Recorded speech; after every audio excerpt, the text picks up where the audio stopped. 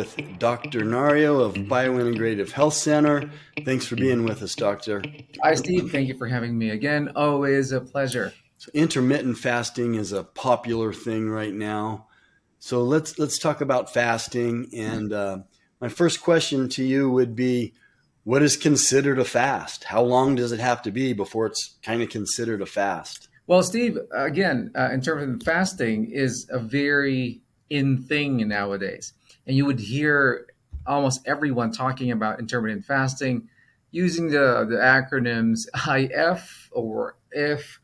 I hear this a lot from patients. But again, defining this in a medical perspective, that you have to understand being fed or being in a fed state, we're using glucose as energy, and also even we're using fat as energy, but first they're going to be stored as triglycerides. When you utilize these energies by not eating at all from in terms of eating food sources, then you now become in a fasted state. Well, the thing here is a fasted state is the duration on how long you're using these stored energies in your body. So that's why majority of the time, this is actually usually counting from the last meal, post meal, you probably would count 8 to 12 hours. So you would hear this term most of the time when you're going to get blood draw, for example, and you need to be fasting. So 8 to 12 hours is usually the time where we put it in there. Okay, and you can obviously go longer. So I know a 16-hour fast is pretty popular, Mhm. 18-hour fast, but should you always do it the same way every day?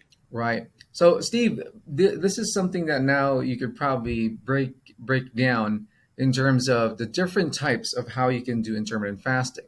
One common one is the time restricted eating, meaning limit the window of eating, and without regards to, of course, the calories. The timing of the window influences the compliance. So this can be ramped up like 7 days a week, three, four, and the windows usually, as you mentioned, yes, 12 hours. There's some terms that you will hear 12, 12, 14, 10, 16, 8.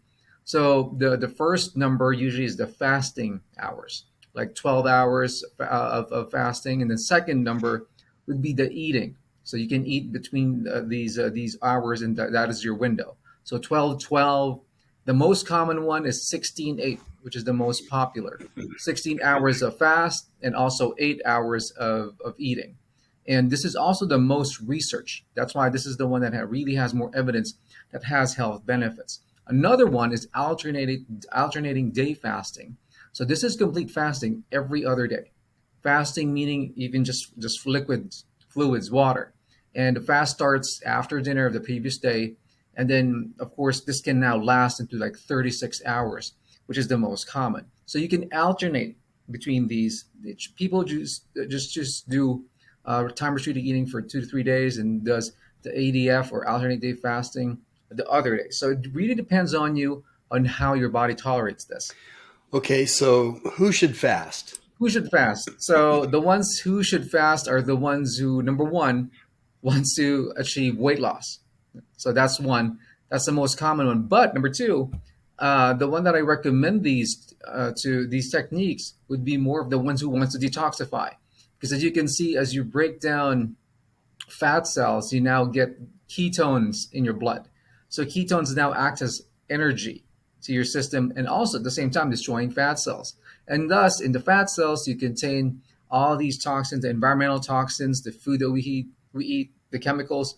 They now get released to the blood, so they can be released. So these are the two areas where I really focus on in my patient population and recommending intermittent fasting. Okay, so are there times or people that shouldn't fast? Yes, so these are what we call the absolute contraindications. So maybe these are more like states of beings. For example, in pregnancy and lactation, somebody who's breastfeeding, because you're eating for two, you cannot do this because you also have a baby to take care of. And then another one would be the one who has an eating disorder, because when you put them on a fasting state, this can trigger relapse. Hmm. And again, some relative contraindications, such as, for example, when you're diabetic and your blood sugar goes down, and when you go into a fasting state, you have a hard time bringing that sugar up. People who has reflux, and again, bouts of reflux can reoccur during fasting. Same for like gout, people having renal stones. But in general, intermittent fasting is pretty safe for almost everybody. Just have to make sure you do this slowly and in relation to how your body's comfortable with. Okay, last question. You kind of mentioned this a little bit. What about, is this effective for losing body fat? I don't want to just say weight, but is it effective for losing body fat? Mhm. And some people say maybe it's not. It slows down your metabolism. But how is it? How effective is it for burning body fat? Yes. So, Steve, again, this is backed up by studies. In majority of the time, it does lower weight. For the simple concept of, as you can see, that no intake of calories, of course, nothing to store in the system.